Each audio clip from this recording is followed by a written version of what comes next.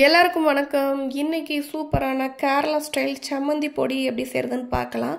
Kerala style சம்மந்தி பொடிங்கிறது இது ஒரு துவையல் ரெசிபி மாதிரி தான். இதை நீங்கள் சூடான சாதத்தை நல்லா உதிரியாக வடிச்சிட்டு அது கூட பிசைஞ்சு சாப்பிடும்போது சூப்பராக இருக்கும். இது செய்கிறதுக்கு அடுப்பில் கடாய் வச்சு நீங்கள் தேங்காய் எண்ணெய் தான் இதுக்கு ஊற்றி நீங்கள் செய்யணும். தேங்காய் எண்ணெய் தேவையான அளவு தேங்காய் எண்ணெய் ஊற்றிக்கலாம்.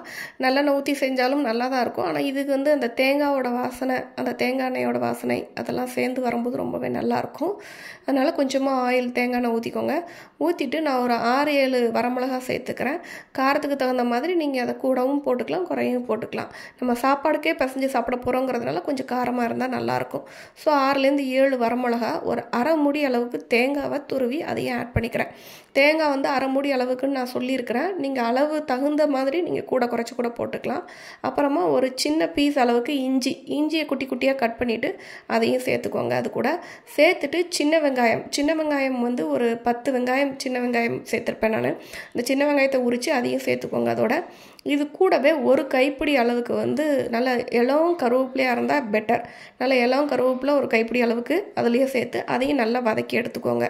இதெல்லாம் நல்லாவே வதங்கட்டும்.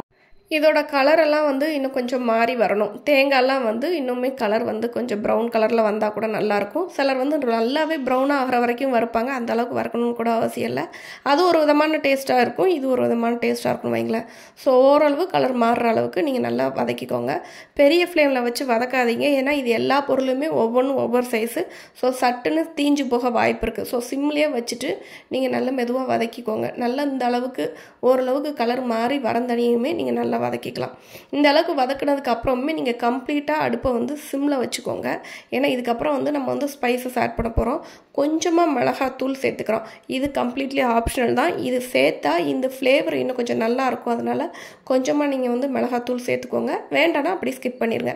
ஸ்கிப் பண்ணிவிட்டு கொஞ்சம் புளி, இந்த துவையல்னு வச்சுக்கோங்களேன், இந்த கலவைக்கு தகுந்த மாதிரி நீங்கள் புளியும் தேவையான அளவு உப்பையும் சேர்த்துட்டு மறுபடியும் போட்டு நல்லா கிண்டி விட்டுக்கோங்க. அந்த உப்பு அந்த காரத்தூள்லாம் எல்லா இதோட ஈவனாக மிக்ஸ் ஆகணும். அந்த அளவுக்கு நீங்கள் இதெல்லாம் சேர்த்து கிண்டி விட்டுக்கோங்க. கிண்டி விட்டுட்டு ஸ்டவ்வை ஆஃப் பண்ணிவிட்டு இதை நீங்கள் ஆற வச்சிடலாம். புளியை நீங்கள் எடுத்து இதில் போடும்போது கொஞ்சம் பிச்சு போட்ட மாதிரி போடுங்க. நார் இல்லாமல், அப்புறம் அதை மூட சீட்ஸ் எதுவும் இல்லாத அளவுக்கு நீங்கள் பார்த்துட்டு இந்த மாதிரி குட்டி குட்டி பீசஸாக பிச்சுட்டு நீங்கள் இதில் சேர்த்துக்கோங்க. அப்போ தான் நம்ம இதை நம்ம மிக்ஸி ஜாரில் போட்டு அரைக்க போகிறோம். ஸோ இதுக்கு நல்லா ஆற வச்சுட்டு தண்ணி எதுவுமே சேர்க்கக்கூடாது. தண்ணி சேர்க்காம தான் இது அரைக்கணும். உங்களுக்கு நல்லா இன்னும் மையாக அரைக்கணும் அப்படிங்கிற மாதிரி நீங்கள் நினச்சிங்க அப்படின்னா நீங்கள் தண்ணி சேர்க்காமல் அதுக்கு பதிலாக ஆயில் சேர்த்து கூட அரைச்சிக்கலாம். ஆனால் நம்ம இது குறகுறம் தான் அரைக்க போகிறோம். மையாக அரைக்க வேண்டிய அவசியம் இல்லை. ஸோ அதனால் குற நீங்கள் அரைச்சா போதும். அந்த அளவுக்கு அரைக்கிறதுக்கு நீங்கள் தண்ணி எதுவுமே தேவையில்லை. தேவைப்பட்டால் எண்ணெய் கொஞ்சமாக விட்டு கூட நீங்கள் அரைச்சிக்கலாம். இந்த பாருங்கள், இந்த அளவுக்கு நீங்கள் அரைச்சி எடுத்துக்கிட்டால் போதும். இப்போ இதில் உப்பு, காரம், புளிப்பு எல்லாமே சூப்பராக இருக்கும். கரெக்டான அளவில் இருக்கும். இதை நீங்கள் நல்ல உருண்டைகளை உருட்டி எடுத்துட்டு ஒரு பெரிய உருண்டைகளை எடுத்துக்கிட்டு கொஞ்சமாக சாப்பாடில் உதிரியாக வடித்த சாப்பாடில் போட்டு நல்லா இந்த மாதிரி மிக்ஸ் பண்ணிவிட்டு தேவைப்பட்ட ஆயில் ஊற்றிட்டு சாப்பிட்டு பாருங்கள். சூப்பராக இருக்குங்க. நல்ல சட்டுன்னு வேலையை முடிக்கணும், குழம்பே வைக்க வேண்டாம்னா இதை செஞ்சு சாப்பிட்டு பாருங்கள். இதுக்கு ஒரு அப்பளத்தை தொட்டுக்கிட்டு சாப்பிட்டு பாருங்கள். அருமையாக இருக்கும். மறக்காமல் நீங்களும் உங்கள் வீட்டில் ட்ரை பண்ணி பாருங்கள். ட்ரை பண்ணி பார்த்துட்டு எப்படி வந்துச்சுன்னு கமெண்ட் செக்ஷனில் மறக்காமல் சொல்லுங்கள். மறக்காமல் நம்ம சேனலை சப்ஸ்கிரைப் பண்ணுங்கள். தேங்க்ஸ் ஃபார் வாட்சிங்.